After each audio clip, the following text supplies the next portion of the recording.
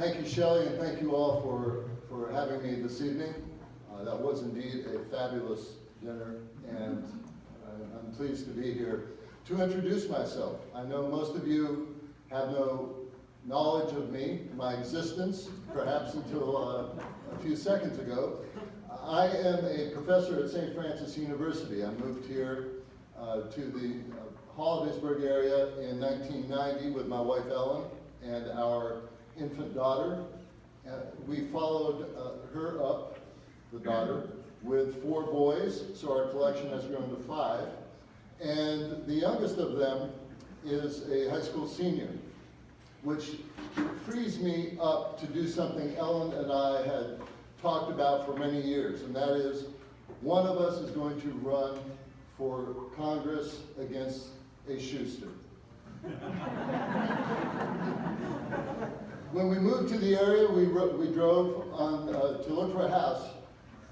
When we came to look for a house, we drove on the Bud Schuster Highway and the Bud Schuster Byway, and we actually had a conversation about this Bud Schuster person. And then we found out he was our congressman who runs unopposed as often as he has an opponent. And we just could not get over that. That is not the way it's supposed to work. So I am finally able to do this, and not surprisingly, Bill Schuster decided not to run. I've not yet heard what his future plans are. I can only surmise the reason he decided to drop out, and I am flattered. When I started this race, I thought, at least I'll give people a choice. This is now the reddest district in the state. Okay, when it was gerrymandered, we had so many Republicans, we lent them out to neighboring districts. Okay? They've all come home. So it is certainly a challenge. And when we started out, I was thinking, at least we're giving people a choice. We're making the Republicans explain themselves and defend positions. Within 2 weeks, I was thinking, I kind of want to win. A month into this, I knew I wanted to win. And after last Monday's Meet the Candidates event in Bedford, where the Republicans were all lined up there beside me, I have to win.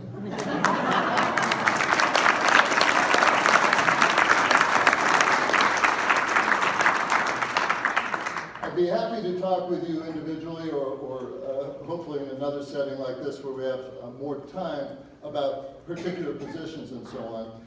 I can sum up my view as I believe that Washington has been conducting a war on the future. And I think it's time to put an end to that. And by that I mean we have politicians who are making decisions based on their definition of the future, which is between now and my next election campaign. And that short-sighted approach has gotten us where we are today.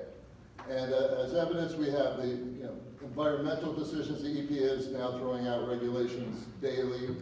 We have the healthcare mess. We have a tax relief act, which benefits the rich present-day people at the expense of future regular people. And on it goes. I am someone in my professional life as a professor, in my civic life, I've been a school director, on the library board, a whole bunch of different community service things.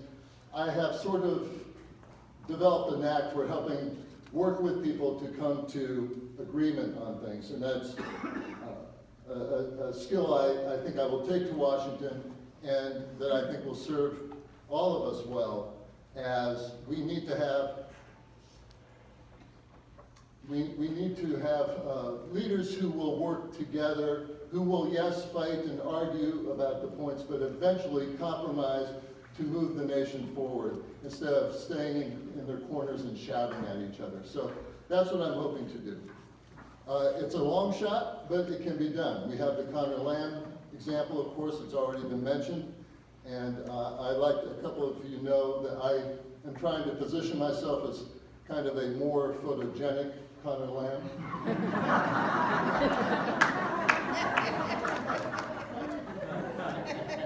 One last thought. When I have gone door to door, it's been really an enlightening experience. You have your list of where the Democrats live, and I'll talk to people, and they'll sign my petition. And, this is back a few weeks ago, and they would say, "Yes, we're Democrats, but we don't mention it around the neighborhood." And I have in my hands a list that shows that there are others just a couple doors down or across the street, but nobody knows, because in this area you don't want to say it out loud. Well, we need you to say it out loud. The way this election is going to turn at the congressional seat level and at all levels is going to be turnout.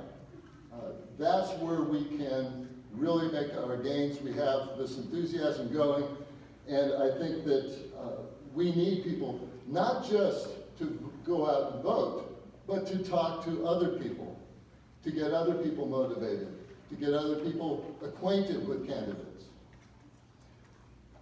One door that I was approaching but didn't quite go up to the door because they had a sign that said no solicitations. I was trying to figure out if I was soliciting or not. So as I was standing there, a man who lived at the house looked at me through the door. He had seen me. He said, "What do you want?"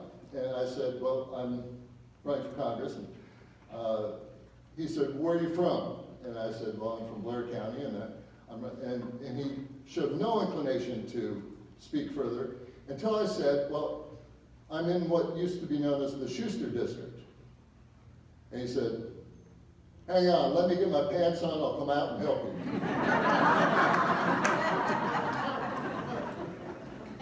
I'm asking all of you in May and again in November to get your pants on and come out and help us all.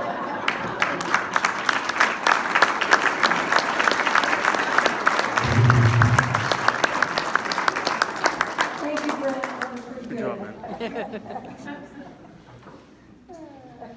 Claire, do you want to speak next, or do you have to, are you hanging out? I'm hanging out. Okay. I'll speak.